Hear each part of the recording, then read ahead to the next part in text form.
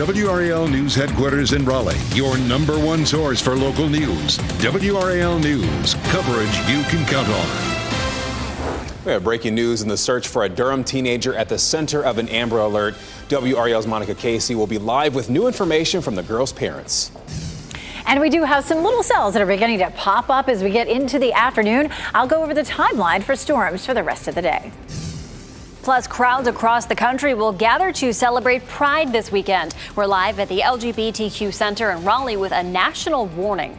We begin this noon with breaking news in the search for a missing 16-year-old Durham girl. Good afternoon. I'm Chris Lovingood. And I'm Michelle McConaughey. WRAL's Monica Casey has spoken to the missing teen's mother and has new information this noon. Monica, what can you tell us?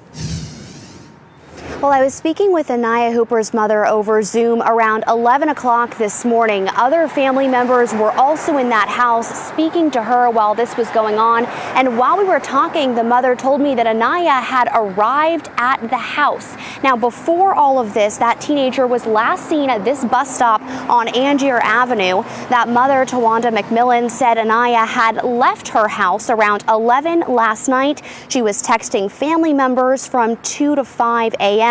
When her phone died at 5, the family then called police. This is still a fluid situation. That Amber Alert is officially still active, but the mother says Anaya is home right now. But DPD tells me the investigation into all of this is still ongoing at this time. Michelle? A lot to uncover here. Monica Casey live for us in Durham. Thanks, Monica. We'll be staying with that story, of course. More rain and storms are in the forecast throughout the afternoon, so you can expect pockets of heavy rain. Yeah, Elizabeth Gardner is in the WRAL Severe Weather Center with the timeline for today's storms. Elizabeth. We take a look at the coverage, and we don't have a lot of thunderstorms or rain out here right now. We are looking at some rain up the I-85 corridor and just a few cells that are starting to pop up. As we go through the afternoon and we see a few breaks in the clouds, we'll end up seeing that sunshine energizing the atmosphere and helping to see more of these showers and thunderstorms develop. You can see some rain getting ready to move up past Henderson, right up the I-85 corridor. We also have a little bit of patchy light rain around South Hill. That's starting to push off to the east just a bit. We take a look down here coming out of Elm City toward Rocky Mount. Just a little bit of rain showing up. We take a live look at North Hills, and there is a little bit of blue that's trying to break through these clouds. The more sunshine we see this afternoon, the more likely we are to have some scattered storms develop. Not all of these cells are going to produce lightning, but most of them will produce at least some brief heavy rain. Take a look at the coverage here at 2 o'clock. Not a lot of rain showing up. We take it to 4 o'clock, though, and we begin to see more showers and possible thunderstorms popping up. So the later we get in the day, the more daytime heating we see, the better chance that we'll have of some of these pockets of heavy rain. You can see here at 7 o'clock, that's moving through the Triangle area. And once we get past sunset, we should begin to see a lot of that tapering off. We're going to talk more about a drier weekend in just a few minutes, but let's take a look at the tropics. We still have our two systems that we're following. This is the brand new information from the Hurricane Center. Brett is moving west at 21 miles per hour, still with 60-mile-per-hour winds, but it's still looking like it will dissipate over the Caribbean over the weekend. And then Cindy is moving northwest at 16 with winds at 50 miles per hour. It may strengthen to 65-mile-per-hour winds in the next 24 hours, but it will move up here near the Bahamas, where it will run into part of the atmosphere that's not conducive for storms to develop. It will also end up running into a front that's going to move offshore early to mid next week, and that will keep that storm from making landfall in the United States. At least that's the way things look right now. We'll continue to keep our eye on it. All right, thanks, Elizabeth. And you can plan ahead for severe weather with the WRAL Weather app. It allows you to watch radar in real time to see when storms are in your area. It is free to download wherever you find your apps. A national warning was issued about protections for LGBTQ Americans this month, and that happened as Pride events are set to happen, including this weekend. WRAL's Carly Haynes is in Raleigh. Carly, talk about why that human rights group sent that warning. Chris, we're on Fayetteville Street in downtown Raleigh right now. This is where a Pride event will be taking place this weekend by Out Raleigh Pride. Now, the reason that the Human Rights Campaign issued this national warning is based on a report that at least 75 anti-LGBTQ plus bills have been signed in the 2023 legislative session alone. Now, that's more than double last year's number. Now, the Human Rights Campaign has declared the state of North Carolina as one of 23 states considered high priority to achieve basic equality. So in other words, this is one of the states with the least protective laws for the LGBTQ plus community, like non-discrimination protections in employment, housing, and public accommodations. Plus, the Department of Homeland Security document distributed to law enforcement agencies last month said domestic violence extremists and people who have increased threats against the LGBTQ plus community within the last year. Kendra Johnson with Equality NC says this is the first time in her life where she feels as unsafe as she does right now. We've been doing some support and training with some prides around the state in order for them to take these threats seriously and be prepared so that we don't have anything tragic happen. And Johnson says North Carolina is second to Texas for the most threats that the LGBTQ plus community has received just this year. And we're speaking to some of these Pride event organizers in just a little bit to ask them about enhanced security or anything that they're thinking. Chris? Carly Haynes downtown in Raleigh. Thank you, Carly. New restrictions on transgender student athletes could soon be law in North Carolina.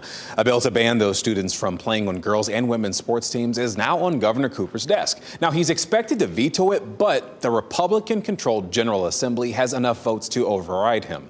The new rules would affect private and public colleges as well as high schools. Right now, there are only 2 students in the entire state to whom the restrictions apply. This is just one of the many anti-trans bills being pushed by GOP lawmakers in North Carolina. And happening now in the WRAL Live Center, the 5 officers accused in the Tyree Nichols case back in a Memphis courtroom this morning. Now, the attorneys for 2 of those officers filed a motion to have their case tried separately from the other 3 officers. Also, court documents show there's more evidence that could be released soon, but prosecutors and defense attorneys are deciding on what should be released to the public and what should remain sealed until the jury sees it. Well, Nichols died 3 days after this encounter with Memphis police officers. He was repeatedly beaten and kicked. Those are the 5 police officers now charged, you see on your screen. No word yet on when the judge will make a decision about the motions filed today, but during the court proceedings this morning, the judge did set a next court date for August. All right, Ken, thank you. A warning in Wake County after 5 people tested positive for rabies. Wake County Animal Services believe a colony of feral cats could be responsible. Joining us now with ways to protect yourself and your family, as well as what to watch out for, is Dr. Jennifer Federico, Director of Wake County Animal Services. Dr. Federico, thank you so much for joining us this afternoon. We understand that at least 1 cat tested positive this week. Where did the first exposure take place? So the first exposure was on Great Woods Drive or Road in Wake Forest.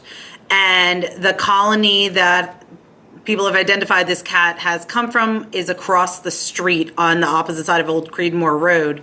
So, and then we had another 6 exposure found out today in a person. So we're up to 6 people and 1 dog. Oh, wow. Okay. And we understand there was a second exposure as well. Where was that? That was one was on Old Creedmoor Road and 1 was on the block across from Great Woods Drive. So this is all within a very concentrated area. So we really want people in that area to be aware if they have come in contact with any abnormal acting cats, or if they're concerned about themselves, to give Wake County Animal Control a call, and we can either put them in touch with the communicable disease team. A communicable disease nurse and our ACO supervisor did canvass the area yesterday, talking to people to make sure we've reached everyone who may be affected. And that's really important. And some people might be asking, how can they protect their pets from this? So really, it's the same for everybody. Keep your pets up to date on vaccines. Don't interact with pets you don't know. If you are feeding a feral colony, feeding them is one part, but you really need to be doing TNR so they are spayed, neutered, and vaccinated for rabies, and that will protect them. And what are the symptoms that we should be looking out for? Some might say, my cat or dog is acting abnormal. What are some signs that they might have rabies? So there's varying signs, but for this cat, in this case, it was aggression. It was coming up and attacking people. So there's neurologic signs that you should be watching for. You should be watching for a change in behavior that way. Some of them don't exhibit that initially. So if there's any changes, ask your veterinarian. I love the CDC years ago compared it to zombies. If they start to act like anything you would picture a zombie in a zombie movie, because that was based on rabies, that's when you want to call your vet. That's when it is time to call the veterinarian. Dr. Jennifer Federico, thank you so much for joining us on this important topic. We appreciate it. Thank you. Vice President Kamala Harris is set to be in Charlotte tomorrow. She's expected to mark the 1 year that's passed since the Supreme Court reversed Roe v. Wade. Harris is also expected to rally supporters and community leaders to fight for reproductive rights, and that is set to be a big issue during next year's elections. Coming up, lending a helping hand is a badge of honor for many people. In just a few minutes, a live interview on how you can find chances to volunteer right here in Raleigh, and you won't have to wait very long. Plus, as global temperatures go up, that means more chances for some bugs to spread their diseases. A closer look at how to protect yourself. And collapsed one day and repaired weeks later. We'll show you the fixed up section of an interstate in Philadelphia that reopened today. Download the new WRAL streaming apps on Roku, Fire TV, Apple TV, and Android TV.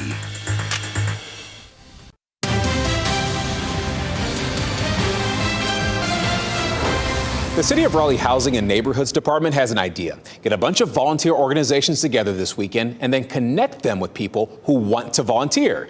Grady Bussey with the City of Raleigh joins us to talk more about Sunday's event. Good afternoon, Grady. Thanks so much for joining us. So tell us a little bit about Connect Raleigh. Yeah, so Connect Raleigh is a really unique and extraordinary program that our housing and neighborhood department is actually created. You know, Raleigh is that city that, you know, people are coming from all over the country, and we always talk about our housing and our school system, but it's really our people. And so Connect Raleigh is a program where we are connecting the public with different entities that have the similar and same interests. This is being held at Moore Square, if I'm not mistaken. So why that specific spot? Yeah, well, so Moore Square is one of these bustling parks here in downtown Raleigh. As you can see, we got a lot of activity here today. We got people playing music, and it's one of these places where it's a great place for families to gather. And so the program and the event that we're hosting, we wanted to utilize a good space where people feel comfortable and naturally able to come together. So obviously you're trying to get so many people to try to do their part in the community, but I wonder how severe is the need right now to get people to step up and just kind of help out in their community? Yeah, so the reality is that there is a complete, absolute need for people to get involved in our community. And one of the realities is that we have a lot of different organizations that have specific ways of what they are serving, and they have a need for people to get out and be a part of them.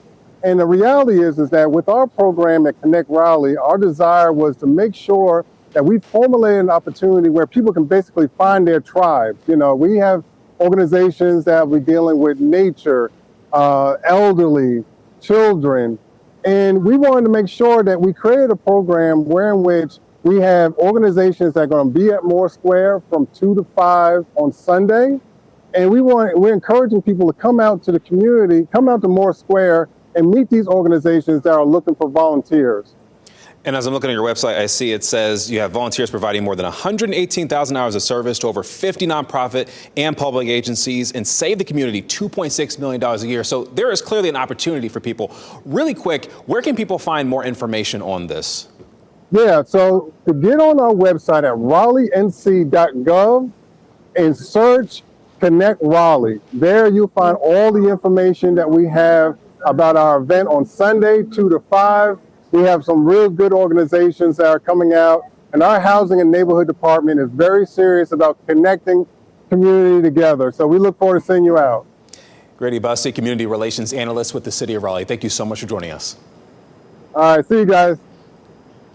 Ongoing climate change is fueling warmer and wetter conditions across large portions of the world, creating better breeding grounds for mosquitoes. And more bugs could increase the chances of mosquito-borne diseases. Kevin Cork takes a closer look at how you can protect yourself. Have you heard the buzz? They're all over. The mosquitoes never quit, so we can't either. Health experts around the world are sounding the alarm, citing how wetter and warmer conditions on the planet could increase the potential threat of mosquito-borne viral diseases this summer. Which could increase transmission of dengue and other so-called arboviruses such as Zika and chikungunya. Symptoms of many mosquito-borne diseases can include high fever, head and body aches, nausea, rashes, and more. With many states experiencing a high volume of rain this winter and spring, many areas are still saturated with standing water, the perfect breeding ground for the pests. Those eggs that those mosquitoes laid are coming due with water that's come lately. A growing number of local public health officials are monitoring these types of areas for mosquito larvae and noting the most notorious areas that should be sprayed with insecticide, a process that can be done by drones, helicopters, or other flight craft.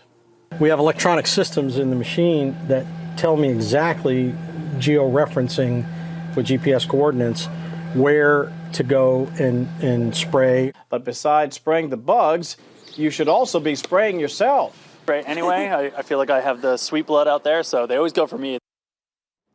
And that was Kevin Cork reporting. To keep your yard from becoming a mosquito haven, make sure you drain your gutters, any buckets you have lying around, and other containers of any standing water. I was in my yard pulling weeds yesterday, and I didn't put mosquito repellent on, and it was a mistake. Well, I tell you what, need it. all those tips you just gave, I mean, the perfect thing to maybe practice today, as meteorologist Elizabeth Gardner is telling you a little bit about the rain. We had some rain yesterday, had a little rain today, and a little more tomorrow, too. Yeah, we're going to see a nice change in our pattern. We're sort of in between today. You're going to see a bit of sunshine, some cloud cover, and a few scattered showers. That chance will go up a bit later this afternoon as we see a little bit more daytime heating. But we get into the weekend, it's going to be drier, it'll be brighter, it'll be hotter, and we'll have a better chance to get outside. And a lot of us have been kind of cooped up this week. We've had so much rain. Here's a look at a little bit of rain just north of Henderson. That's kind of traveling up the I-95 corridor. We had a little shower in South Hill. That's moving off to the east. We'll take a look down here around Rocky Mount. A little shower there heading up toward infield, but that's about all that's happening in our viewing area right now. Just a couple tiny little showers. The low pressure system that is moving away from us right now was hanging out in Tennessee. It moved down to Georgia and Alabama, and it was pushing energy and moisture into our area, which kept pockets of heavy rain continuing to pop up across our area. So we have a cold front that'll swing through, and once that front moves through, we'll be seeing a completely different weather pattern. We check out Futurecast as we get through the next few hours. Here's 2 o'clock. 2 o'clock's looking rather dry as well, but once we get closer to 3 and 4 o'clock, we begin to see a bit more shower and thunderstorm activity. A lot of that's going to be east of I-95, but we could see some of that pop up in any part of the viewing area. You'll notice here skies begin to clear a little bit. Once we get past sunset, we start to see fewer showers and thunderstorms. Folks are getting out and about out there. We take a look at Pinehurst Resort and Country Club. Looks nice out there. It's not terribly hot. We do have a little bit of blue sky there and no rain falling, and those folks should have a while before we start to see those showers popping up again. Again, looks like late afternoon into the evening. 82 is our current temperature. We may not get that much warmer, but oh, look at that dew point at 71. We might see the temperatures climbing into the mid 80s in a few spots, depending on how much sunshine you see. 70% chance of rain, and we've already had some rain this morning. Some of that was heavy at times to start with. Matter of fact, we had a flood advisory from Chapel Hill to Durham on up toward Roxborough. I don't anticipate really us seeing that again this afternoon. It's a possibility, but we're going to be a good bit drier. On Saturday, we're looking at some afternoon and evening storms. It's a 40% chance, and then we drop it all the way to a 20% chance on Sunday. But it will be hotter, 87 tomorrow and 91 on Sunday. Checking the tropics. So we've been watching Tropical Storm Brett. It's been moving to the west now. It's about 230 miles west of the Leeward Islands. Has winds at 60 miles per hour. Moving pretty quickly to the west at 21 miles per hour. It's going to bring it into this part of the Caribbean where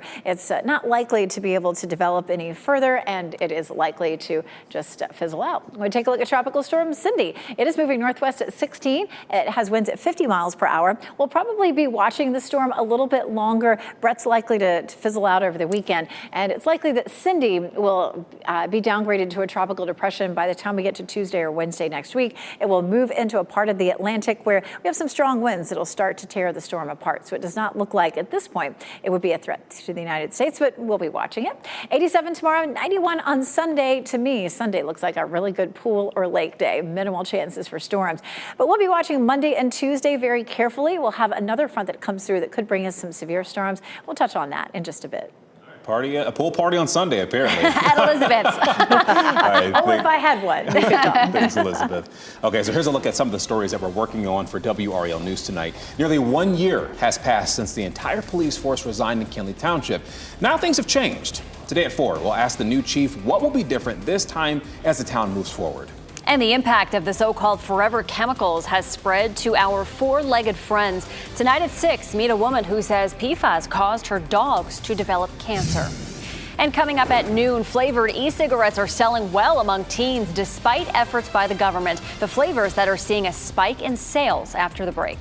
Plus, VR headsets? How very 2013. Try this instead, a VR bodysuit that could help you feel things in the metaverse. A closer look in just minutes.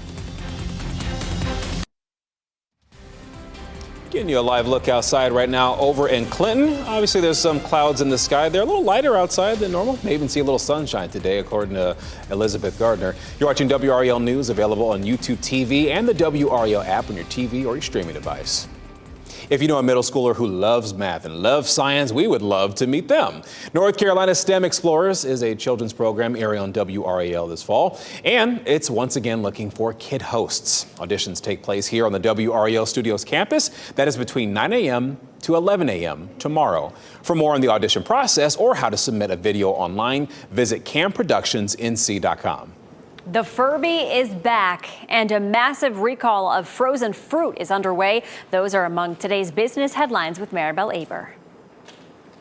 Bags of frozen fruit are being recalled due to possible listeria contamination. The fruit from Sunrise Growers was sold at a variety of retailers, including Walmart, Target, Whole Foods, and Trader Joe's. The recalled products include everything from frozen strawberries, bananas, and dark cherries to pineapple chunks and mixed fruit. The bags were distributed to retailers late last year, right up through last month.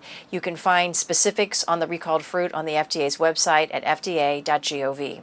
Sales of flavored e-cigarettes are soaring despite a crackdown on teen vaping. In December of last year, fruit, candy, spice, and dessert flavored e-cigarettes accounted for 41.3% of U.S. retail store e-cigarette unit sales. That's up from 29.2% just 12 months earlier.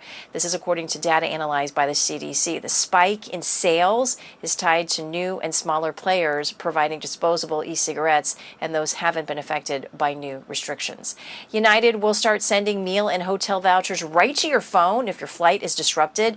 Instead of standing in line for customer service or calling the airline, passengers can get the vouchers directly from United's website or app. The airline hopes this will ease congestion at airports and ease the stress on passengers whose flights have been delayed or canceled. United provides food vouchers for flight disruptions of 3 hours and hotel vouchers when passengers are forced to stay overnight. But in both cases, the disruption has to have been caused by the airline for customers to receive a voucher. The Furby's back. Hasbro is reintroducing the iconic toy from the late 1990s. The bug-eyed, gibberish-talking fur ball launched on Amazon yesterday and will be in stores nationwide on July 15th. It's selling for $70. The Furby is interactive and responds to hugs and tickles, and you can even feed it a tiny pizza. Along with its built-in lights and sounds, the voice-activated Furby knows more than 600 phrases, jokes, and songs. The reintroduction marks the 25th anniversary of the toy, and Hasbro hopes it appeals to a new generation of kids. And those are your business headlines. I'm Maribel Aber at the NASDAQ Market Site. Coming up, a critical section of I-95 in Philadelphia that was destroyed by a massive fire reopens today in record time. But reaction to the news is a bit mixed. Plus, the search for a missing submersible is over. But the investigation into what may have caused it to break, well, that's beginning. And before we go, get your tickets out. Here's a look at your winning lottery numbers.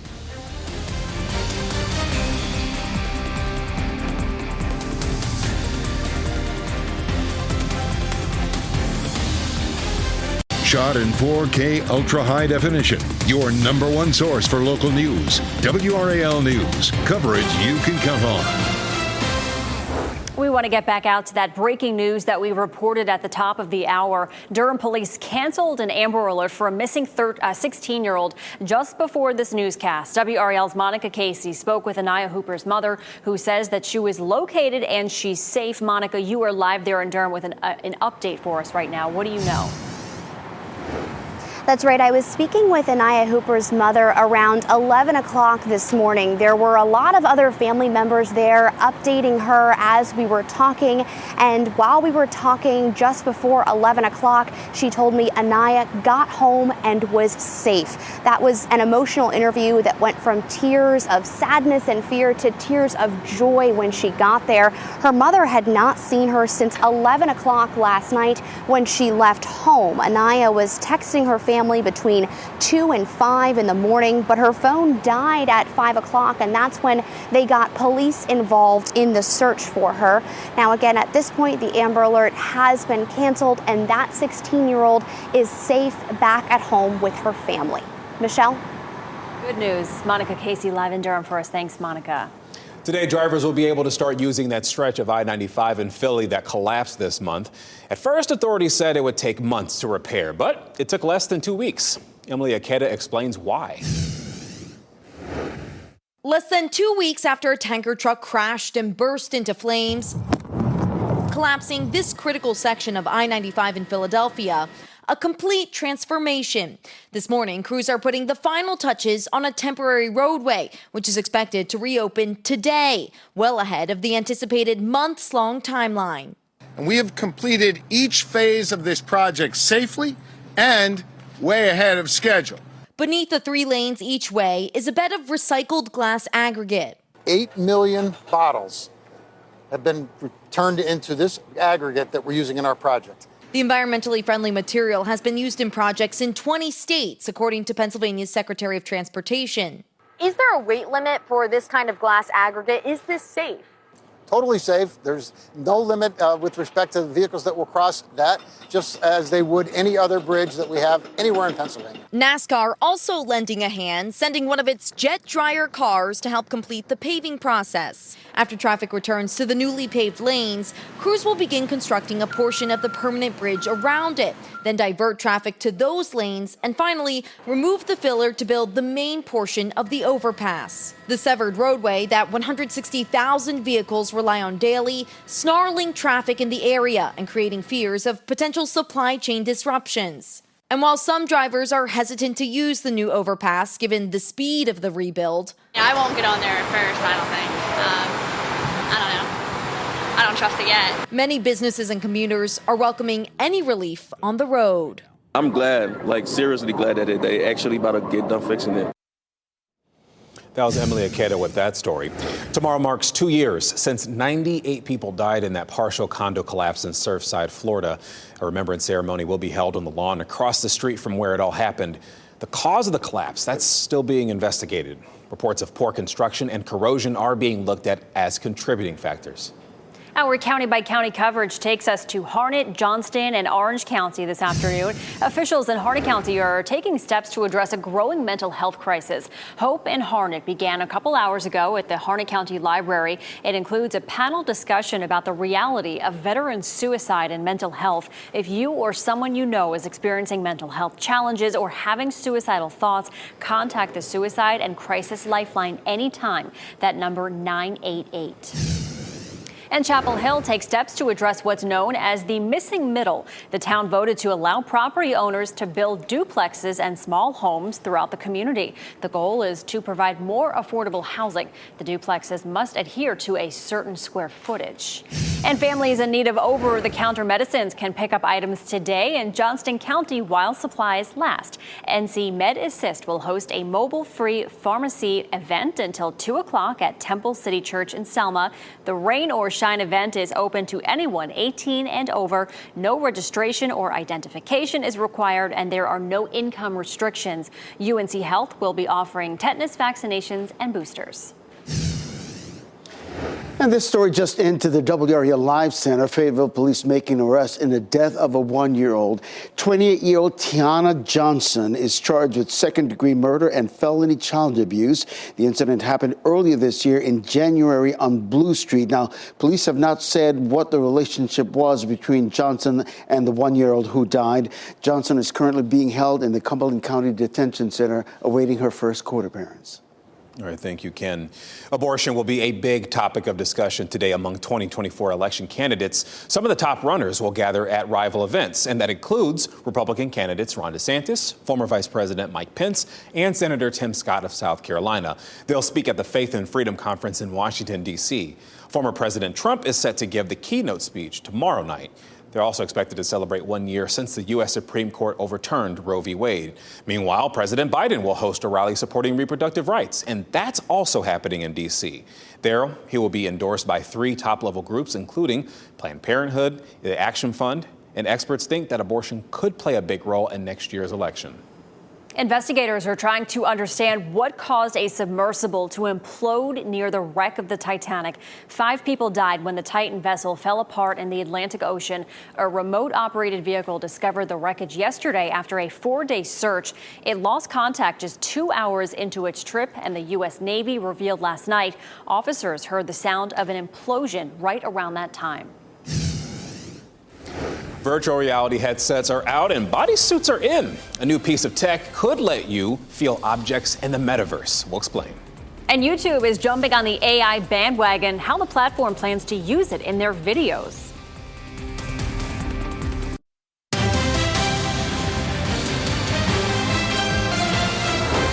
The rise of virtual reality headsets is helping more people experience the metaverse. But while you're exploring new lands of playing the hottest video games, wouldn't you want to physically engage with your digital surroundings? Marianne Rafferty shows us the new virtual reality bodysuit that researchers say can let you do just that. While virtual reality headsets can take us into the digital world of the metaverse, those online adventures are mostly just visual experiences.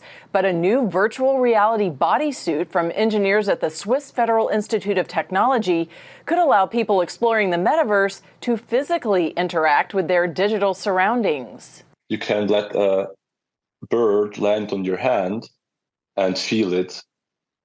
Because the muscles are contracting on the suit.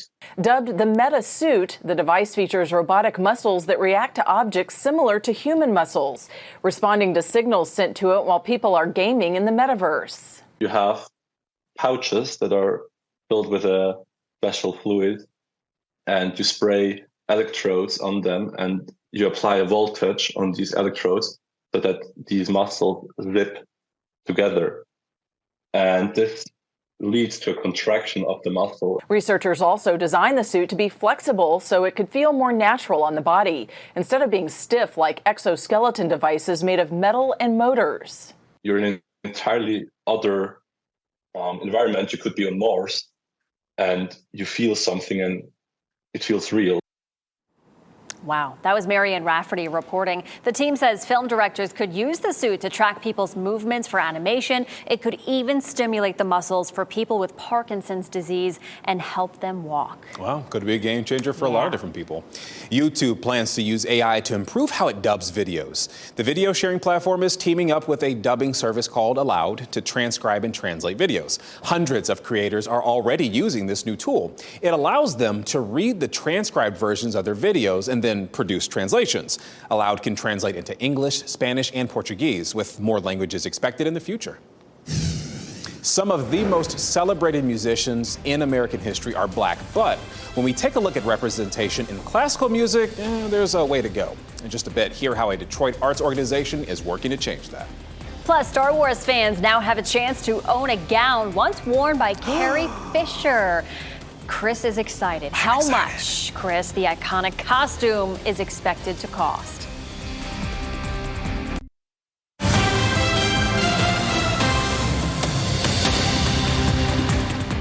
Happening now in the WRAL Live Center, the United States will host the 2025 FIFA Club World Cup.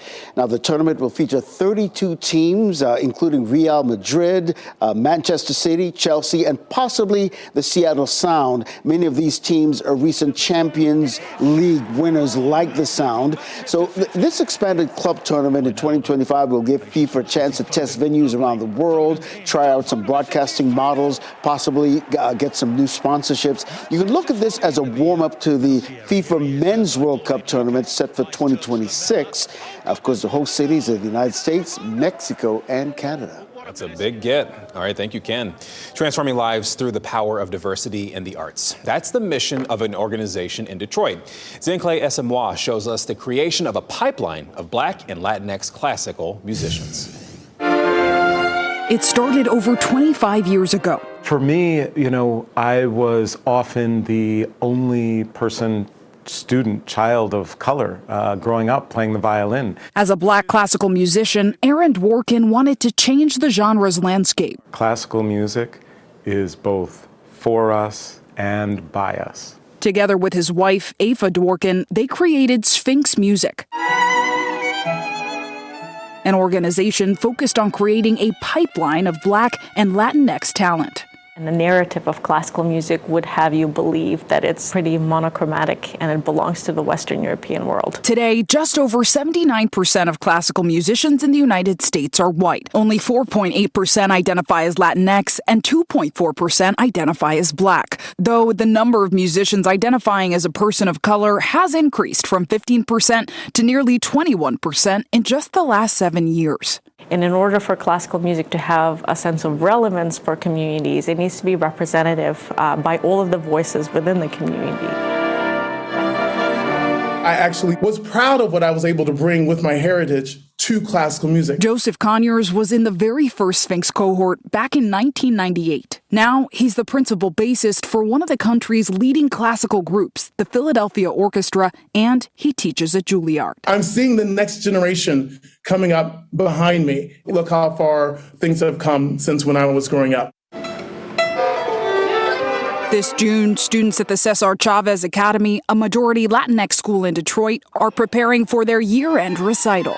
I like violin because it had like these peaceful notes. When you play it, it sounds so peaceful. 10-year-old Donnie Salas started playing the violin 2 years ago through his school's partnership with Sphinx. His mom says it's made a difference. Programs like this actually help these children that want to play.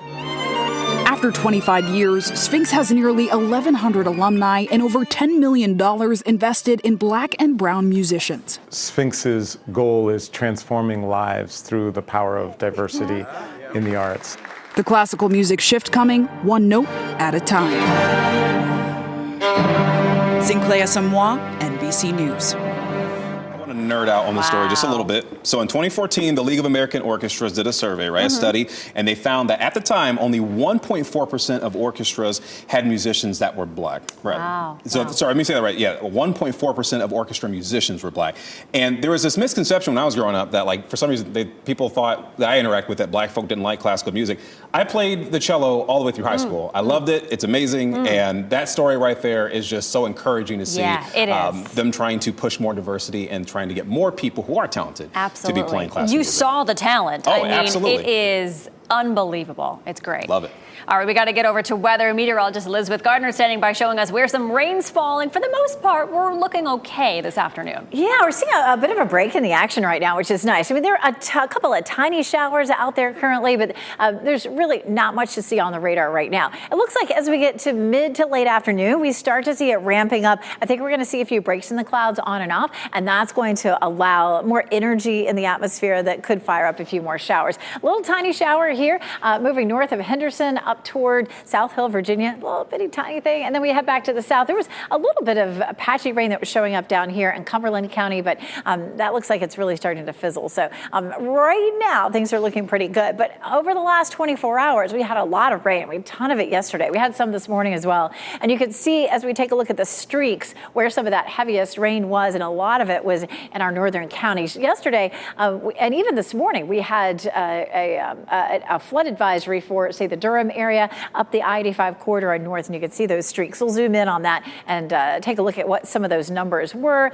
We had as much as 2 inches of rain in northern Wake County, and it's showing up as about 3 inches there in the red from Henderson back down through parts of the region back toward Durham. We had almost 2 inches of rain. So it was some significant rain for us in the last 24 hours, that's for sure. So nice to have a break. We certainly have seen plenty of rain this week. We have a cold front that'll be sliding through this afternoon. That may also help to fire up a few thunderstorms behind it. We're not going to see a huge drop in our humidity. We will see more sunshine. That'll bring us some warmer temperatures, but still a few isolated thunderstorms during the afternoon. Here's this afternoon. This is definitely overdone a little bit. You can see all these showers popping up, but we're not seeing much of that happening right now. I do feel like by the time we get to 4 or 5 o'clock, we'll have some of those, and then we'll see everything beginning to taper off once we get past midnight. Tomorrow morning, we're going to wake up to some cloud cover, but we'll see the clouds dissipating and partly cloudy skies through the afternoon.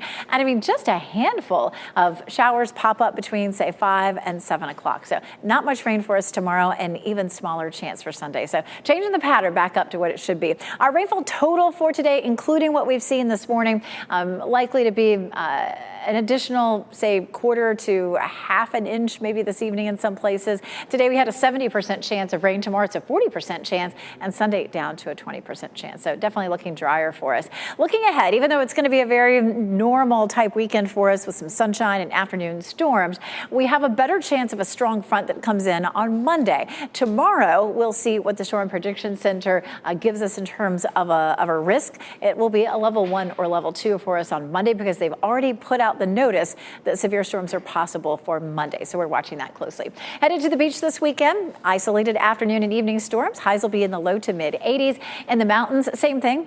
Some scattered afternoon storms, 81 in Asheville, 73 in Boone, and up in the highest elevations, temperatures will be in the 60s. That's where to go when it gets hot, which it will here this weekend. 87 for tomorrow, looking at 91 on Sunday. We're going to be hot Monday, but after that front moves through, temperatures are back into the 80s. We'll be right back with your top stories. As we wrap up things here, here's a look at a few of the headlines we're following on WRAL News.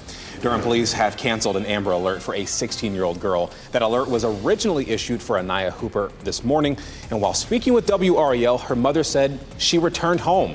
Durham police said the investigation into what happened, that is ongoing. And a national warning was issued about protections for LGBTQ Americans this month that happened as Pride events are set to happen as soon as this weekend. The warning is based on a report that details at least 75 anti-LGBTQ plus bills have been signed in the 2023 legislative session, more than double last year's number. We are trying to find out more information about enhanced security at upcoming events. We'll have all updates starting on our news at 4. Vice President Kamala Harris is set to be in Charlotte tomorrow. She's expected to mark the 1 year that's passed since the Supreme Court reversed Roe v. Wade. Harris is also expected to rally supporters and community leaders to fight for reproductive rights, and that is set to be a big issue during next year's elections. All right, Chris is excited about this one. The white gown Carrie Fisher wore as Princess Leia in Star Wars A New Hope, it's up for auction. It's expected to sell for up to $2 million.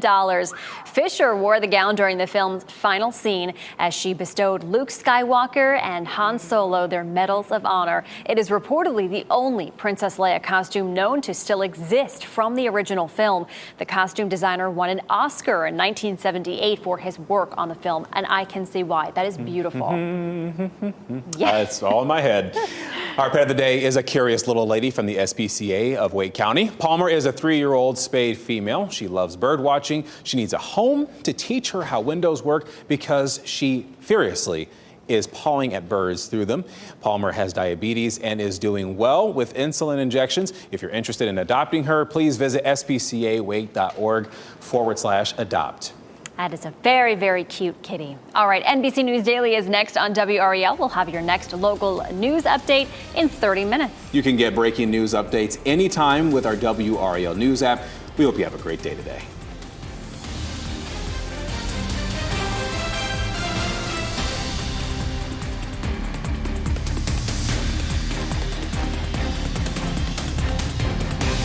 Keep watching WRAL News over the air Channel 34 and Spectrum Channel 1257.